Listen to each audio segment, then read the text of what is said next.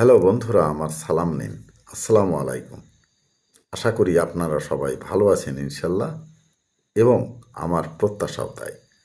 সেই সাথে আমার প্রীতি ও শুভেচ্ছা নিন। আজ এ পর্যায়ে যে বিষয়ে কথা বলবো তা হচ্ছে, জগতে সত্য মিথ্যা দুইই আছে। তারপরও আমরা জানি সত্যের জয় আর মিথ্যার পরাজয়। তাও আমরা এই জগতের বুকে প্রতিনিয়ত দেখছি সত্যেরই জয়, মিথ্যারই পরাজয়। তবে মিথ্যা ব্যতীত সত্যকে মূল্যায়ন করা যায় না।